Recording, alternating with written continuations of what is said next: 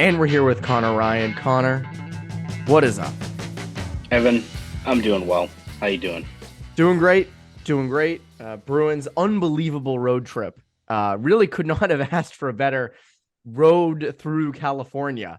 Getting the win over the Kings, win over the Sharks, win over the Ducks. A lot of people had said for a long time, hey, they haven't had a 60-minute effort in a while. And they seem to do all right with that. Now, I will say they did all right against the Ducks. I will give them that. Maybe not so much against the Sharks and the Kings.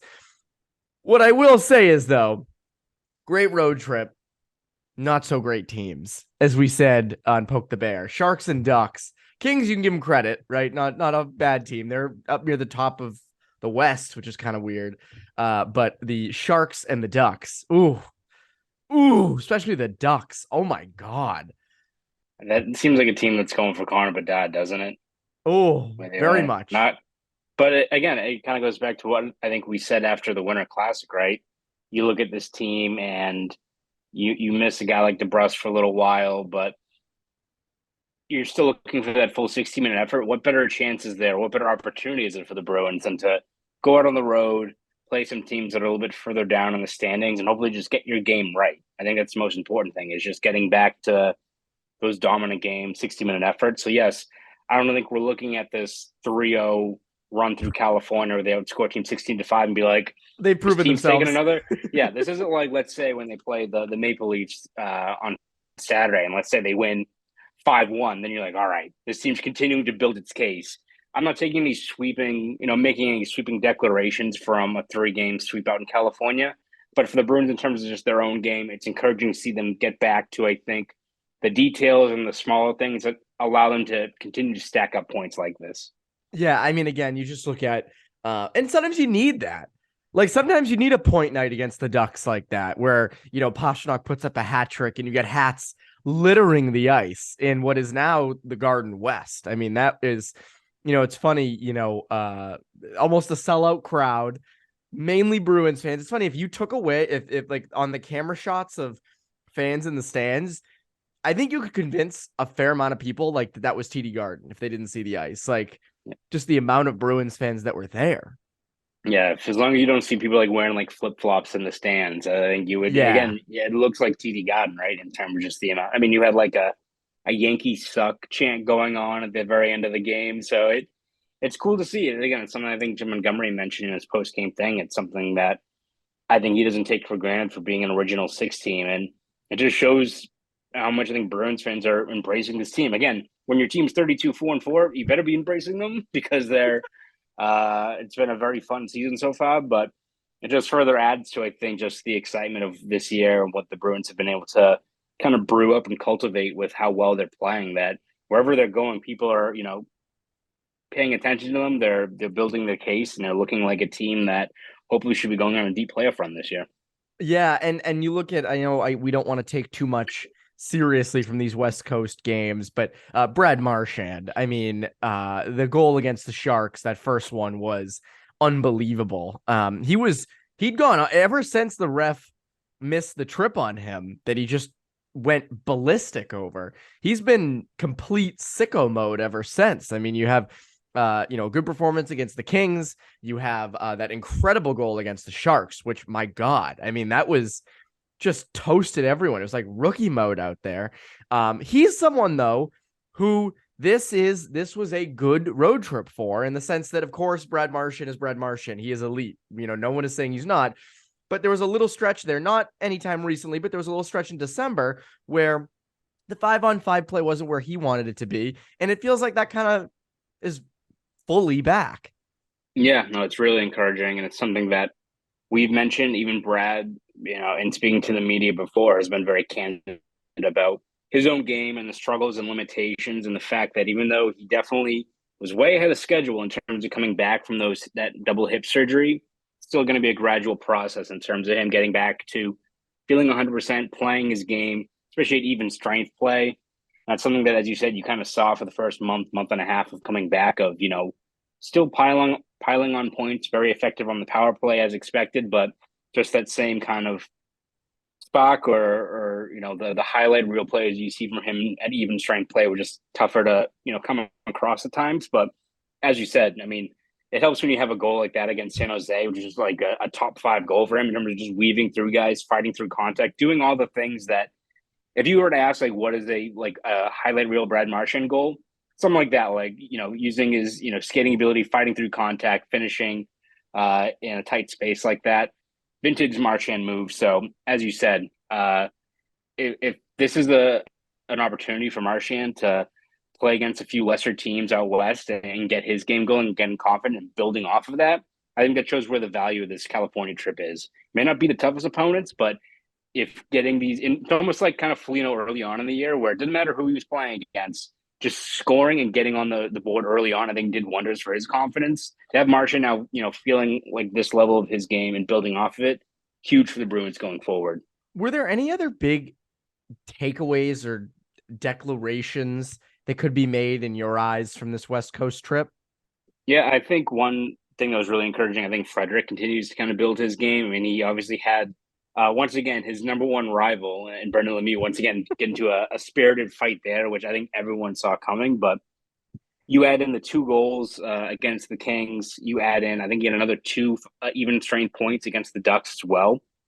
It just, he feels like a guy that is really kind of finding his game now. And I think we've said time and time again with a guy like Frederic, he's such an interesting, if not even like frustrating player, because you don't really know where exactly he fits in, like what his role is. Like the Bruins for years now haven't viewed him as this like 4th line checking guy. They think he has more to give offensively, and he's kind of rewarded them so far. And it's something that Frederic, after that 2-goal game against the Kings, gave a lot of credit to Jim Montgomery in terms of having faith in him and just having him play his game. And for all the talk about Frederic and, what his ceiling is offensively, what kind of player they want him to be, whether he's a guy that's just going to be going around, bugging the bejesus out of guys, or whether they want him to get more.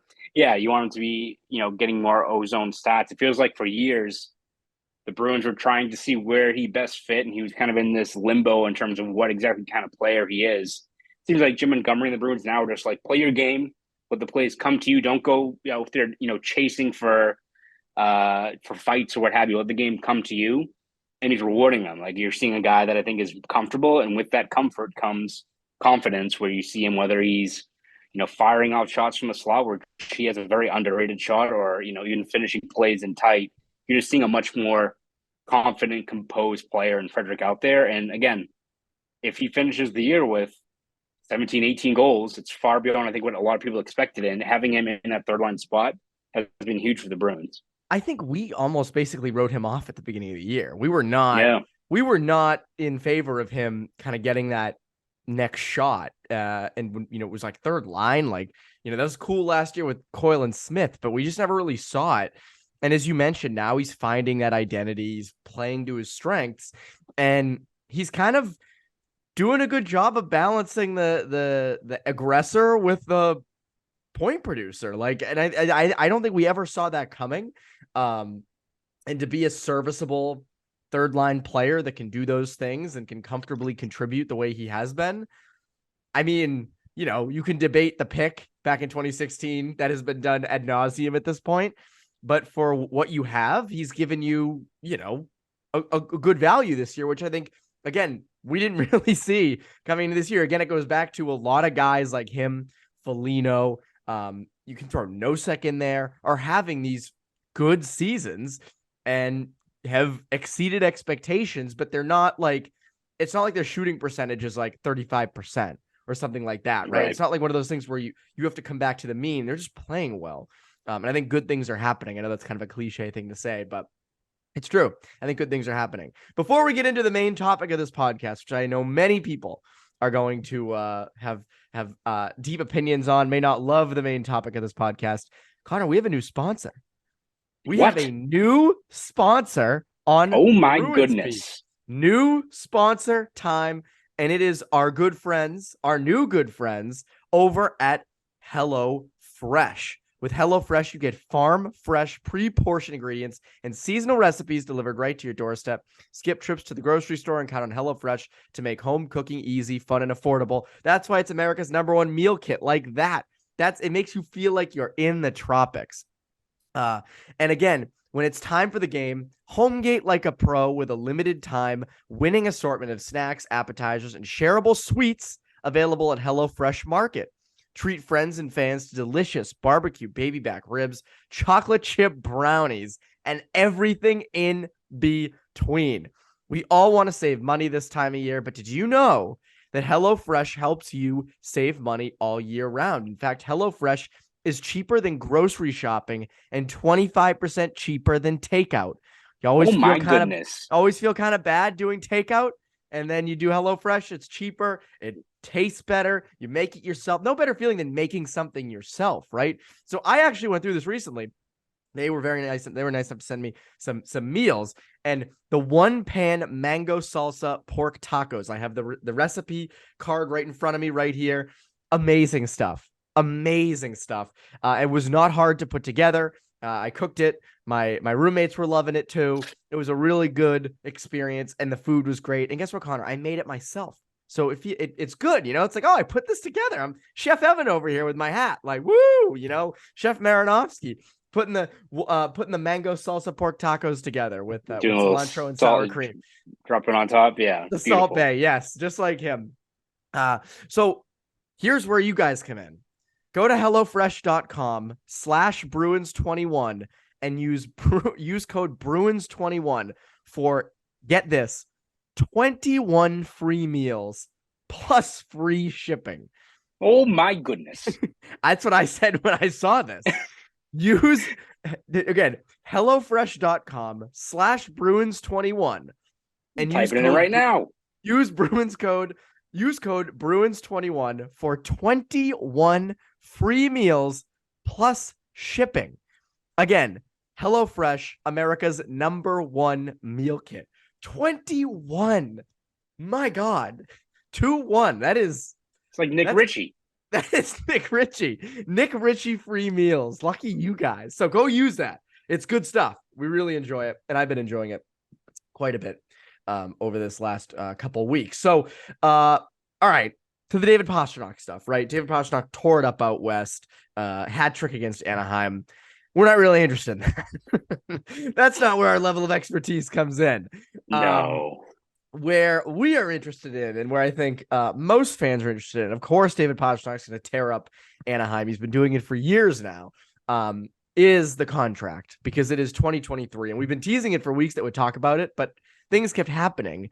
But we got to the point where we can't really avoid. Not that we were avoiding it, but there were other things to talk about. So Fluto Shinzawa, the Athletic, had a Q&A, and there was a question from a guy named Paul C. After the report over the weekend regarding an agreement between Pastrnak and the Bruins, which was, again, false. It has been crickets.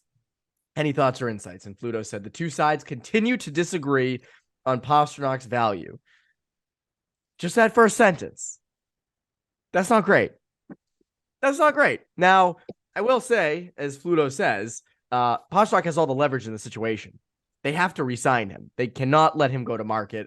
They cannot leave. He cannot leave. They cannot let him leave. And they also can't trade him because, again, if you're going for a Stanley Cup, we've mentioned this a zillion times at this point, there's no swap you can make to do that. There just isn't. You can get into your, trade him for the #1 pick, but you can't do that at the deadline. So that goes out the window. And I also don't think you want to do that if you're going for a Stanley Cup. But what is your take on all this? Disagreeing on value. The Red Sox taking over the Bruins now? I mean, at this point, this is something where you look at the Bruins and their approach here. One, you have to be kicking yourself at the fact that you didn't sign him again before the season started. Because at this point, I don't know how you can disagree on value when it'd be one thing if, let's say, Pastrnak hits the market and he finishes with 45 goals and 95 points. Right in line with, I think, what the expectations are for Pastrnak, in terms of his game. Right now, he's on pace for 66 goals and 120 points. Second to Conor McDavid in goals. Yes. I think when you look at finding fair value, that gets thrown out of the door when you hit numbers like that, right? The New York Yankees probably went into this offseason or went into this previous year. I mean, Aaron Judge, you're kind of up there in age. You've got the potential, but we're going to see how the market is and evaluate. And if he finished the year with 40 home runs, that's more or less where we fall in line. But you do have a set value we're going to stick to. that gets thrown out the window when he clubs, what was it, 64, 65 home runs. An That gets absurd thrown out the amount. window, The right? wasn't like a home run record or something that he for was the chasing? American League, yeah. Like, so, and again, it's not to say that Pastrnak's going to set the new record for goals in a season, but you get into the tier of 60 plus goals, that stuff gets thrown out the window, right? Like, we're not looking anymore at $9.5 million like McAvoy's contract, which very funny looking back Remember on those it, that days? we're like, yeah. You're not looking at 10, like hell, you may not even be looking at like 11 at this point now. Like, you could be looking at him in that spot of 12 or even more in terms of right up there with McDavid and McKinnon and these guys. And again, you can look and say that he's too one-dimensional to be making that much money, but tell you what, if you don't want to match that, I bet there's probably a team or two with a lot of cap space available that would love to take him off your hands. I think Montgomery even said it best after before the Winter Classic. I think Ty Anderson asked him a question about it, like where his value is not just the production and those things. It's his, style and swagger. It like gives the Bruins a lift, right? In terms of what he brings to this team. And there's value in it. That's not maybe as important as, the veteran leadership that guys like Bergeron and Foligno cultivate, but there's value. And I think that's why he's really loved in that room, beyond the fact that he can score 60 plus goals in the season. So I think if you're the Bruins, it's something where you just have to, be cognizant of the fact that, all right, you're going to pay him up anyway. If it's looking at 11 and a half, get to 12, just meet the number. Because you know what? It's going to be worth it at this point. You can bounce back and say, you can counter that by saying that he's just goal scoring, which all he is, but there's value to that. Shocking. I'm going to say something really, there's value in having a guy that can score a lot of goals, Evan. Meet the price, because you know what? I think over an 8-year deal, he's going to be worth every penny. I also just look at for years, and we've said this, I said this before, for years, the Bruins were dying for a true bona fide goal scorer, and they have him. By the way, I think they get a deal done. I think they eventually get a deal done. I don't think this is the Red Sox and Bogarts. I don't think this is the Red Sox and Betts. I don't think this is the Red Sox and most people, although credit to them, they did extend Devers. I will give them that. But to play devil's advocate here, because, obviously we both think he should be re-signed. We think they should pay anything. But do you think there's any part of them that says, they built a cup champ with Krejci and Bergeron down the middle. I don't have the numbers in front of me for how much each guy was paid there on the wings and such. But is there any chance they feel they're paying too much for a wing, in the sense that, just playing devil's advocate, you have Taylor Hall, you have Brad Marchand, you have Fabian Lysell who's developing, you have Jake DeBrusk. Is there a part of them that says, hey, you know what? We have no center depth in the organization. That's where the money should be spent. You look at a team like the Penguins who have Crosby and Malkin down the middle making all that money. Is there a part? Do you think there's any chance they could come to that? I mean, I think you wouldn't be doing your due diligence. You weren't exploring all those options. That could be something where they get to 12 and a half, 13 million. And they're like, you know what, like we can't, if we want to build a winning team, maybe it's not worth it. But I still think it's far down on their list of things, because I think it'd be one thing, as we've said, if Pastrnak was a guy that you can pencil in year in, year out for 30 goals, 35 goals, even 40. There's tons of value to that. If he's going to be a 60 goal scorer, and would not be surprised if he hovers around 50 plus goals for the next 8 years, that's a generational talent. That's something that I don't think you let slip by. I mean, it's not the right comparison, so don't crucify me. But the Patriots have, for the last couple of years, been continuing to look for ways to replace some generational talents at quarterback, tight end, a few other spots. David Pastrnak is not Tom Brady, but just goes to show how friggin' tough it is to replace a generational talent when you think you can find ways to allocate those resources elsewhere. And that guy falls into your lap and you've developed him. Keep him, please. Yes, 100%. No, I don't disagree. I mean, again, you just look at, like, let's say somehow, this isn't possible because you don't know who has the number one pick in March, but let's say the Bruins traded Pastrnak for like the number one overall pick. Let's say like somehow in March, magically, Gary Bettman said, Arizona, you have the number one pick. And they sent him for the number one pick and maybe some other things, right? And let's say you got a Conor Bedard, or, you get Conor Bedard, right? He's not proven yet. Like he's going to be very good, but David Pastrnak is very good. So again, it comes down to you've developed him. You've done all the right things. Now you got to pay him. Now I got to pay him a lot of money. And they got fortunate with his first contract, right? Like that was below market value, aged very well, all those things. Now you got to pay him, most likely. And again, I mean, Fluto even writes, Pastrnak has to decide whether this is his best long-term fit and whether pursuing maximum value may affect how the team is built around him. It's a legitimate thing to think about in the sense, as you said, if they get to 13 million and say, David, we can't field a winning team around you if we're paying you $13 million a year. Even if the cap continues to go up, which it hopefully should, we've been saying this for years now, hopefully should, it's still very difficult to make other big signings, pay other guys. I mean, they have a lot of people that they might have to pay this year. You know, Pavel Zacha will be up, Trent Frederic, Connor Clifton. I mean, again, these aren't top of the lineup guys, but we've mentioned this. This is the reason the Bruins are this good. They have depth. The Bruins have depth that most teams don't. And it's because they've been able to do the cap gymnastics. And at the moment, again, they're old contracts, but, you know, Bergeron and Krejci, Bergeron and Krejci are new contracts, but they're not much against the cap. Marchand and Pastrnak have extremely favorable cap hits, and this is a big reason why you could do these things.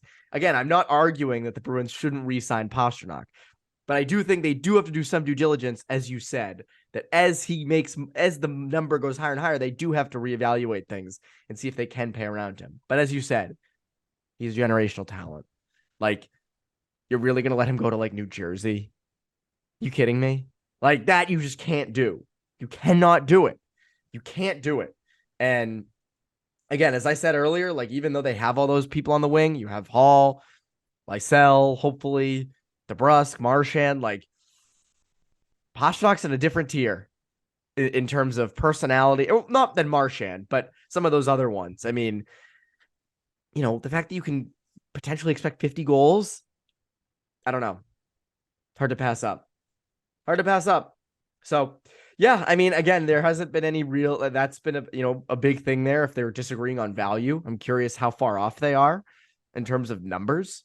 But we'll see. Interesting stuff. I will say this, Connor.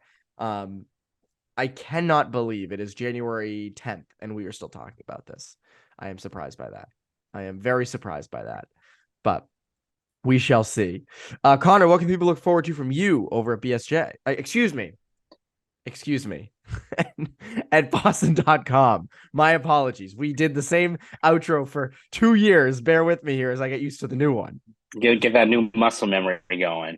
Well, Evan, we'll continue to have plenty of great content over at Boston.com. I have a new Pastrnak column, fittingly, that just dropped. You can read over on the website right now.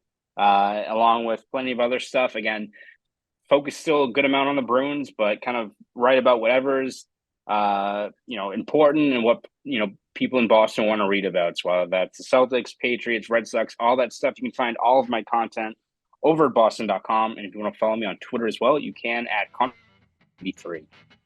Go do all that. I'm Evan Marinofsky. Bruins Beat listeners, have a great rest of your week.